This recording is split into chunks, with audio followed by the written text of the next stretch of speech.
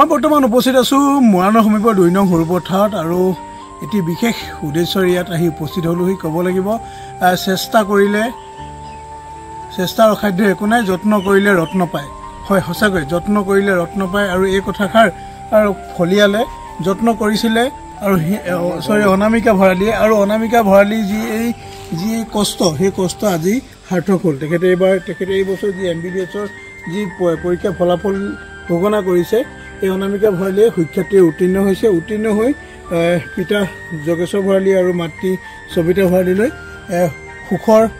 আনন্দৰ বতৰা কঢ়িয়াই আনিছে মই তেখেতক পোনপ্ৰথমে তেখেতৰ কাষলৈ যাম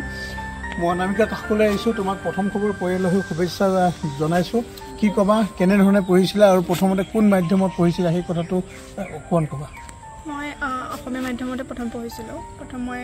শান্তিপুৰৰ প্ৰাথমিক বিদ্যালয়ত পঢ়িছিলোঁ তাৰপিছত মৰাণ উচ্চতৰ মাধ্যমিক বিদ্যালয়ত পঢ়িছিলোঁ 12লৈকে হয় ক'ব লাগিব অসমীয়া মাধ্যমত পঢ়িছিলে অসমীয়া মাধ্যমেই যে মাধ্যমৰ কোনো হেঙাৰ নহয় হয় বহুতে ভাবে যে আমি ইংৰাজী মাধ্যমত পঢ়িব লাগে বা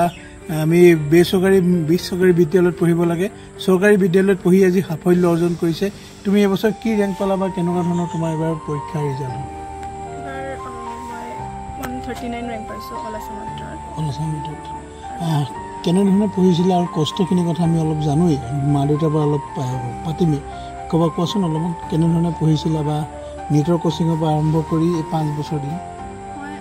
প্ৰথম 2 বছৰ নীটৰ কাৰণে কোচিং কৰিছিলোঁ প্ৰথম বছৰ পাছ কৰা নাছিলোঁ এক্সামত দেন আকৌ এবছৰ দিছিলোঁ ড্ৰপ তাৰপাছত মই তেজপুৰ চিকিৎসা মহাবিদ্যালয়ত চিট পাইছিলোঁ তাৰ পৰা মানে কষ্ট কৰি এতিয়া আজি মই দেউতাক আছে দেউতাকৰ আহোঁতে মই কিছু মাতৃৰ লগত মই কথা পাতিম জানো ক'ব লাগিব দেউতাকে এখন মৰাণ টাউনৰ মাজতে এখন পাণৰ দোকান দিয়ে দিনৰ দিনটো তেখেতে ৰাতিপুৱাৰ পৰা সন্ধিয়ালৈকে তেখেতে যি পাণ তামোলৰ দোকানত ব্যস্ত হৈ থাকে তাৰ মাজতে তেখেতৰ ছোৱালী আজি সুখৰ যি আনন্দৰ বন্যা তেখেতে ঘৰলৈ আনিছে তেখেতৰ পৰা মই অকণমান জানিব বিচাৰিম খুৰা আপুনি ৰাতিপুৱাই ওলাই যায় আৰু আপুনি সন্ধিয়া আহে আজি কি ক'ব এনেকুৱা এটা আজি সুখৰ দিন আপোনাৰ আহিছে ভাল খবৰ মই কি ক'ম এইটো এতিয়া আনন্দৰ বিষয় ল'ৰা ছোৱালী যেতিয়া কিবা ভাল খবৰ আনে সেয়াতকৈ আৰু মাক বাপেকৰ কাৰণে সুখৰ একো নাই মই ভাবোঁ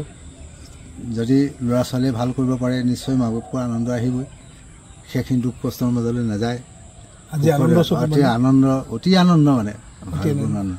হয় মই মাতি কাষলৈ যাম আজি আপোনাৰ হাঁহিও দেখিছোঁ চকুত কিন্তু চকুলো দেখিছোঁ মই আমি জানো কেনেধৰণে কষ্ট কৰি আপুনি ছোৱালীজনীক আগুৱাই লৈ গ'ল কি ক'ব আজি কেনেকুৱা লাগিছে তাই বহুত কষ্ট কৰিলে কষ্টৰ মূৰত আজি তাই সফলতা যত্ন কৰিলে ৰত্ন পায় সৰুৰ পৰাই তাই মেধাৱী আছিল আৰু সৰুৰ পৰাই তাই চৰকাৰীত পঢ়িব বহুত কষ্টৰ মাজেৰে তাই কষ্ট মানে কি আৰু আৰ্থিকটো আমি যেনে তেনে হেৰি কৰি দিছোঁ গোটেই পঢ়াৰ যিখিনি বুজা 10ৰ পৰাই সেইখিনি তাই নিজেই কষ্ট কৰিছে আজি বহুত সুখী তাই মানে নোৱাৰা কাম এটা কৰিছে বুলি ভাবিছোঁ মই অনামিকা কাষলৈ যাম অনামিকা এতিয়া দায়িত্ব বাঢ়িলে হয়নে কেনেধৰণে তুমি সামাজিকভাৱে আজিৰ পৰা যিহেতু তুমি ৰিজাল্ট দিয়াৰ পিছৰ পৰা জড়িত হৈ পৰিলা কি ক'বা কেনেধৰণে সাজু হৈছা এতিয়াতো প্ৰথমতে মই তেজপুৰত যাব লাগিব তাতে 1 বছৰ থাকিব লাগিব দেন তাৰপাছত মই অহা বছৰলৈ ইয়ালৈ অহাৰ চেষ্টা কৰিম নিজৰ মানুহখিনিৰ মাজলৈ তেওঁলোকক সহায় কৰিবৰ কাৰণে যিমানখিনি পাৰোঁ এই হৈছে এই যি নতুনকৈ যি পাছ কৰি ওলাই আহিছে আৰু তেখেতলোকৰ মনৰ কথা মই মাতৃ কাষলৈ চমুকৈ যাম কি ক'ব আজি কি খাই ভাল পাইছিলে কি খোৱালে এতিয়া ৰিজাল্ট দিয়াৰ পিছত তাই খুব বেছি ভাল পায় জেলেবি তাৰপিছত সেই আজি মই জেলেবি খোৱা নাই মাংস খালে আৰু লগৰ ল'ৰাৰ লগত লগৰ ল'ৰা ছোৱালীৰ লগত সেই খালেগৈ আজিতো মই নাছিলোঁৱে ফুৰিবলৈ গ'লোঁ আহি বিয়া খাই আহিছোঁ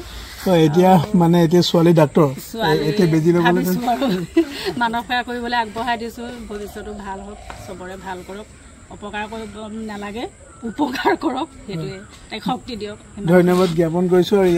ইয়াত আমি দেখুৱাইছোঁ ওচৰ চুবুৰীয়াসকল আছে কি ক'ব বাইদেউ